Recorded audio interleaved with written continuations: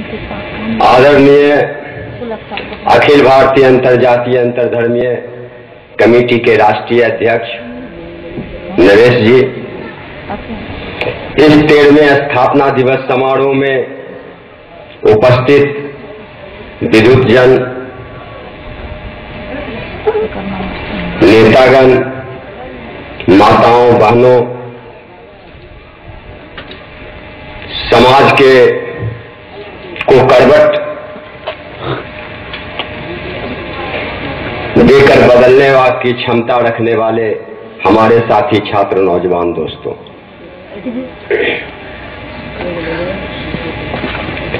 आज अंतर्जातीय अंतरधर्मीय कमेटी की 13वां स्थापना दिवस है। वैसे इस स्थापना दिवस को 14 जनवरी को ही होना था। प्राकृतिक विपदाओं को देखते हुए इसे 15 मार्च किया गया। बहुत सारे वक्ताओं ने अपनी अपनी बातों को रखा और सबसे बड़ी बात है कि अंतरजातीय और अंतरधर्मीय, इस सवाल पर कृष्णा जी ने कुछ बातों को कहा है। सच बात है कि समाज में जातिवाद कैंसर का रूप ले लिया है और उसी तरह से धर्मवाद भी भयानक बीमारी के रूप में हमारे समाज में आया है। ये था नहीं, ना तो धर्मवाद था, ना तो धार्मिक विवाद थी इस धरती पर, ना ही जातीय विवाद था। इसे लाया गया जब मानव की उत्पत्ति हुई प्राकृतिक के घर्षण से। जब मानव की उत्पत्ति हुई तो उस समय कोई धर्म नहीं था, मानव ही स्वतः एक धर्म था, और अगर दूसरा कोई धर्म था तो प्रकृति थी। उस समय तो कोई आकार की भी बात नहीं था। लेकिन जब मानव उत्पत्ति के बाद, सृष्टि रचना के बाद, जब इसमें वृद्धि हुई, उस समय तक विकास का कोई नाम नहीं था। जब उस समय लोग कंदमूल खाते थे, मकान तो था नहीं, कंदराओं में गुफाओं में लोग रहते थे और कंदमूल जब समाप्त हो जाए तो दूसरा चारा था भोजन करने का। जो जानवर उस पहाड़ों पर जंगलों में रहते थे उन्हीं को मार के उनका भोजन होता था। इस तरह से मानव की जिंदगी का शुरुआत हुआ। लेकिन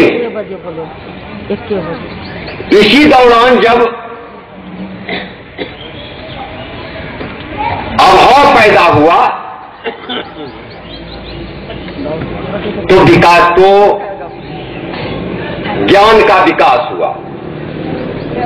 और जब ज्ञान का विकास हुआ तो शोषण की प्रक्रिया चल पड़ी, और शोषण की प्रक्रिया जब चली तो वो जब आगे बढ़ा, जब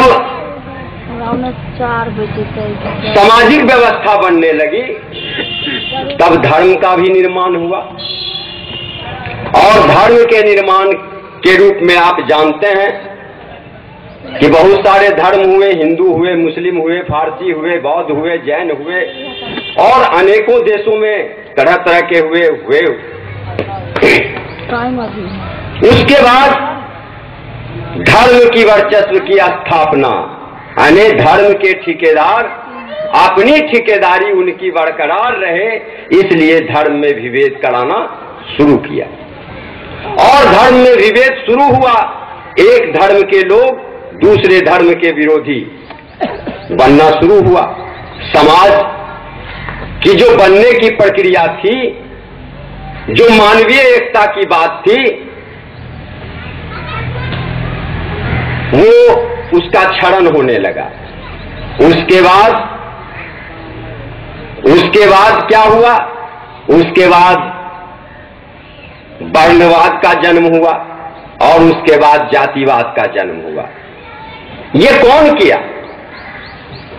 कृष्णा जी ने कहे कि बुद्धिजीवी वर्ग हैं समाज के अंदर, प्रोफेसर हैं, चिंतक हैं, डॉक्टर्स हैं, अधिवक्ता हैं, नेता हैं, सारे लोग हैं। लेकिन जातिवाद क्यों पैदा लिया? क्या ये जातिवाद और धर्मवाद शिक्षा से कोसों दूर रहने वाले लोग की उपज है क्या? ये उपज तथाकथित बुद्धिजीवियों का ही है। अगर ऐसा नहीं है और अगर ऐसा नहीं होता तो निश्चित तौर पर हम पूरी दुनिया की चर्चा न भी करें तो निश्चित तौर पर भारत के अंदर 63 वर्ष की आजादी के बाद निश्चित तौर पर भारत को पूर्ण साक्षर होना चाहिए, क्योंकि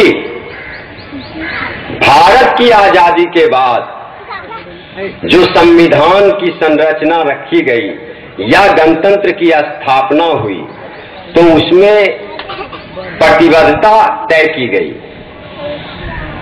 और उस प्रतिबद्धता को अगर पूरा किया जाता तो हम समझते हैं कि निश्चित तौर पर साक्षरता और शिक्षा का स्तर ऊंचा होता। लेकिन हुआ नहीं।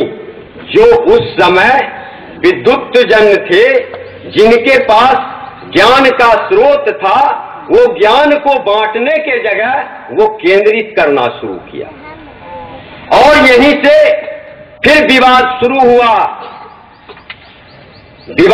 हुआ जाति का, ऊंच और नीच का, कि उस समय आजाद भारत में जो भारतीय आजादी का श्रेय लिया और उनके साथ जो लोग थे वही बुद्धिजीवी थे और वो सत्ता पर आए और जो व्यापक बड़े पैमाने पर जो लोग थे वो ज्ञान से वंचित एक साजिश के तहत रहे।